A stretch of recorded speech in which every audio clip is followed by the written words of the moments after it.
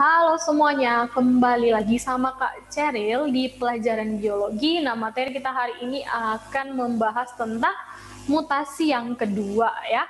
Nah, jadi mutasi yang kedua ini itu membahas jenis-jenis daripada mutasi. Nah, sebelum ke jenisnya, Kakak mau menjelaskan dulu pengertian dari mutasi itu, mengulas kembali ya. Jadi mutasi merupakan perubahan gen. Nah, ini bisa yang gennya berubah atau kromosomnya berubah. Jadi tidak normal seperti orang normal seperti biasanya, seperti itu ya. Kebanyakan seperti. Nah, oke. Jadi berdasarkan tingkatan daripada mutasi, perubahannya bisa di gen atau di kromosom, maka mutasi bisa dibedakan secara besarnya itu jadi dua jenis, yaitu mutasi gen. Nah, jadi pengertian daripada mutasi gen itu adalah perubahan daripada basa nitrogen. Nah, gen itu sendiri kan basa nitrogen, susunan-susunan basa nitrogen itulah yang dinamakan gen. Nah, jadi mutasi gen ini bisa lagi dibedakan dia menjadi dua kelompok besar ya. Yang pertama ada nanti dia mutasi berupa pergantian basa. Seperti kita ketahui bahwa basa nitrogen itu ada dua jenis ya, basa nitrogen purin dan pirimidin. Purin adenin guanin, pirimidin sitosin dan timin atau urasil. Maka jadinya nanti di sini ada satu yang disebut dia sebagai transisi apabila perubahannya itu dari purin ke purin atau dari pirimidin ke pirimidin. Maka nanti contoh Kakak buat di sini ada sitosin, timin, guanin, adenin. Dia berubah di sitosinnya menjadi timin. Masih sama-sama bagian dari purin, yaitu menjadi TTGA gitu ya.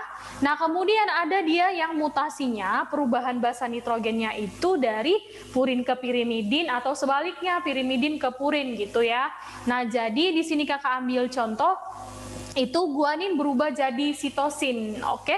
GTGA menjadi CTGA. Nah, perubahan seperti ini disebutlah dia sebagai mutasi transversi ya. Oke, sekarang kita masuk ke mutasi yang kedua. Nah, ini perubahannya terjadi pada pergeseran rangkanya. Pergeseran rangka atau pergeseran basa-basa nitrogennya. Nah, ini ada dua jenis. Ada yang bertambah, ada juga yang dia berkurang. Nah, yang bertambah itu disebutlah sebagai insersi. Nah, contoh Kakak buat di sini GTGA yang Kakak kasih garis terhadap mutannya yang berubah itu ya. Itu bertambah di situ basa nitrogen si sitosin. Kemudian ada nanti namanya delesi. Nah, kalau delesi ini berasal dari kata delete. Gampang saja mengingatnya, yaitu pengurangan rangka basa nitrogen. Nah, di sini Kakak membuat contohnya, kita naik ke atas nih ya. Yang Kakak kasih garis tuh hilang, timinnya hilang menjadi GGA.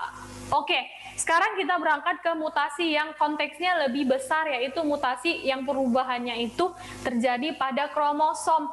Nah, itu nanti ada yang berubah jumlahnya, ada juga yang berubah strukturnya atau yang biasa disebut dengan aberasi ya. Nah, perubahan jumlah ini nanti ada dua jenisnya juga. Dikatakan dia euploidi, yaitu perubahannya pada keseluruhan jumlah. Artinya makhluk hidup normal itu adalah 2N, maka ketika berubah secara keseluruhan jumlahnya itu contoh mengganda menjadi 3N yang normalnya, contoh manusia nih. Kromosomnya 46, kalau dia 3N mengalami mutasi pada perubahan jumlah atau euploid, maka jumlahnya menjadi 69. Caranya gini, 3 kali 23, seperti itu ya. Nah, kemudian kalau yang uneuploid atau aneusomik just the same sebenarnya. Oke, itu perubahan sebagian dari perangkatnya. Nah, bisa nanti yang berubah itu autosomnya atau kromosom tubuh, bisa juga itu yang berubah gonosomnya atau kromosom seksnya ya. Nah, ini Kakak ambil dia perbedaannya udah Kakak bikin ya. Ini yang monosomik apabila dia 2N kan normal tuh. Dikurangi 1 berarti 2N tadi 46 kurang 1 menjadi 45. Nah, ini salah satu contohnya adalah sindrom Turner. Itu monosomik pada kromosom seks. Jadi kalau kita buat nanti sindrom Turner ini dia menjadi 44A ditambah X 0, nggak ada satu kromosom seksnya, jadi totalnya ada 45. Jadi kalau ditanya sindrom Turner itu nanti terjadinya pada pria atau wanita, yang tentunya wanita karena tidak memiliki si substansi Y kromosomnya. Oke. Nah, kemudian ada dia nanti yang trisomik ya. Yang trisomik itu apabila 2N normal ini nanti bertambah satu kromosom. Nah, ini bisa bertambahnya pada kromosom tubuh, ya, bisa juga bertambahnya nanti pada kromosom seks atau yang gonosom. Oke, kita bahas one by one. Nanti kalau yang tambahnya pada kromosom tubuh, ini bisa kita singkat dia menjadi PAEDO, supaya gampang. Nah, itu ada sindrom Patau, sindrom Edward, dan kemudian sindrom Down. Nah, ini kalian harus ingat, hafal kira-kira nanti trisomiknya atau yang menggandanya itu nomor berapa, nomor 13 kalau untuk yang dia Patau. Kalau untuk yang Edward tuh ada yang nomor 18-nya 2 kali ya. Kemudian yang nanti sindrom Down itu nomor 21-nya itu 2 kali. Itu kan manusia ada karyotype-nya ya, dari 1 sampai 46, artinya kalau dia yang sindrom Patau itu contoh 10, 11, 12, 13, 13, 14, 2 kali 13-nya seperti itu. Kan nggak normal lagi. Oke, gitu juga untuk Edward sama yang sindrom Down. Next, kita berangkat ke yang trisomiknya pada gonosom. Ini yang paling terkenal jenis-jenis sindromnya ya, Dek. Itu bisa kita singkat pakai Jacqueline, wanita super.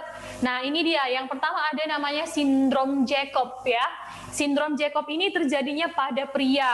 Jadi dia kelebihan satu kromosom seks ya, kelebihan satu kromosom seks yaitu menjadi 44A ditambah XYY. So ini hanya terjadi pada pria, tidak terjadi pada wanita, dan itu biasanya penderita sindrom ini memiliki sifat kepriaan yang keterlaluan. Ibaratnya gimana sih, Kak? Itu terlalu jantan ya, terlalu jantan maksudnya dia suka kekerasan, dia suka tusuk-tusuk bagian tubuh orang lain atau bagian tubuhnya sendiri kalau dia tidak dapatkan pelampiasan seperti itu ya. Kemudian tubuhnya biasanya lebih tinggi dan sistem reproduksinya tidak berjalan dengan baik.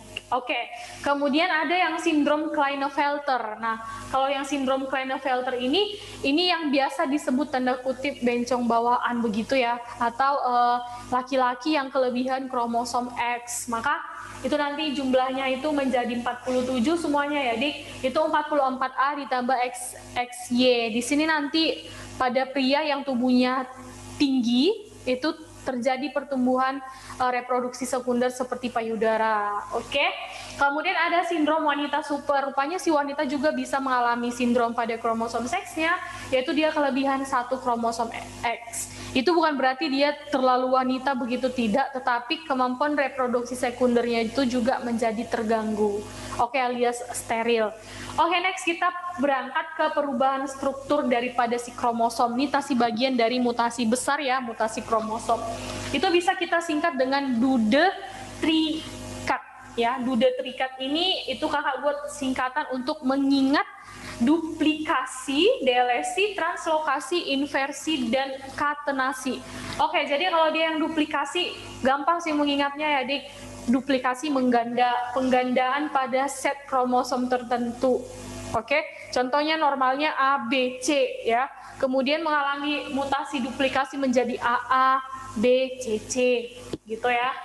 Kemudian delesi, pengurangan yang tadinya ABC menjadi BC. Kemudian translokasi, pertukaran yang harusnya ABC menjadi ACB. Kemudian inversi, itu urutan dibalik, yang ABC menjadi CBA. Nah, ini yang katenasi.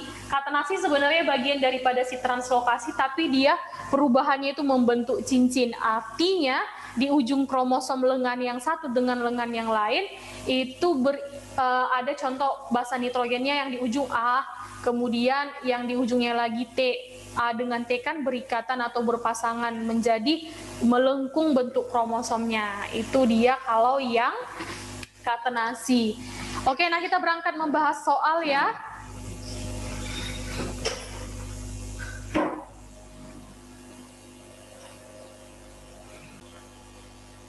Oke, baik, kita akan lanjutkan membahas soal ya.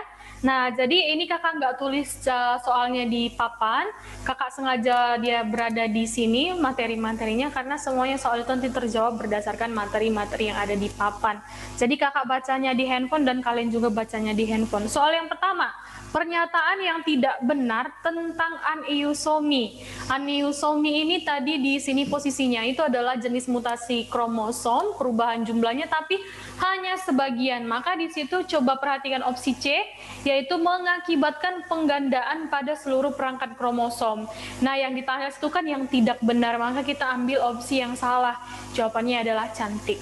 Oke, kemudian soal nomor 2, aneuploidy, masih dengan aneuploidy terjadi karena tidak melekatnya salah satu kromatid ke serat gelondong pada waktu anafase meiosis, disebut dengan peristiwa ini gagal bervisa ya, Dek. Nah, jadi dalam bahasa Inggris dia taruh itu, maka itu ada opsi di B, non-disjunction. Oke, kemudian soal nomor 3 ya. Soal nomor 3 itu dia bertanya tentang sindrom Turner yang merupakan manifestasi dari mutasi apa. Coba kita lihat sindrom Turner. Ini masih bagian dari aneuploidy ya. Nah, coba lihat opsi yang C, yaitu aneuploidy, maka jawabannya adalah cantik. Kemudian nomor 4, pergantian basa nitrogen yang tidak sejenis disebut peristiwa yang tidak sejenis, maka itu purin ke pirimidin atau pirimidin ke purin. So the answer is transversi, yaitu jawabannya ayam. Kemudian nomor 5 ini perhatikan soalnya dengan seksama, itu katanya normalnya atau awalnya itu di GTA, ACG, GCA, TAG, GAT, dan TTG, rangkaian DNA akhir atau mutannya ya.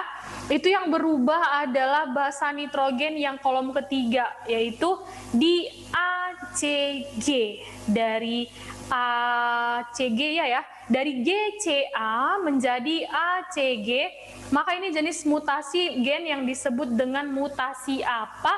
Itu jawabannya adalah translokasi, dari GCA menjadi ACG, diubah posisi dari basa nitrogennya. Nomor 6, efek dari mutasi nonsens ini adalah, nah begini, walau dikatakan mutasi nonsens, nonsens itu artinya mutasi tidak bermakna, tapi tetap ini akan membuat keadaan daripada gen atau kromosom menjadi tidak normal. Contoh dari mutasi nonsens ini adalah CF, penyakit CF atau citrix, bagian sistem ekskresi kita itu, sekresi kita itu terganggu. Orang yang mengalami penyakit CF ini adalah bagian dari sistem sekresinya terganggu. Maka mengakibatkan apa? Beberapa bagian dari sekresinya dia menjadi terganggu seperti pelepasan hormon, sistem pencernaan. Nah, jadi walau dikatakan nonsens tapi tetap akan menghasilkan fenotip yang salah. Oke, itu maka opsi yang paling tepat untuk mewakili pernyataan itu adalah opsi C, yaitu translasi menghasilkan protein menjadi tidak fungsional. Kasusnya dapat kita lihat pada orang yang penyakit CF cystic fibrosis. Oke, kelainan pada gen-gen yang mengatur sistem sekresi. Kemudian nomor 7, sickle cell anemia atau eritrosit yang berbentuk bulan sabit adalah salah satu penyakit akibat terjadinya perubahan asam amino apa menjadi apa. Itu jawabannya adalah yang berubah asam glutamat itu normalnya menjadi asam amino valin ya. Jadi jawabnya ayam. Nomor 8, jika suatu organisme diploid dengan 2 kromosom yang berbeda-beda menghasilkan trisomik dengan rumus gen sebagai berikut.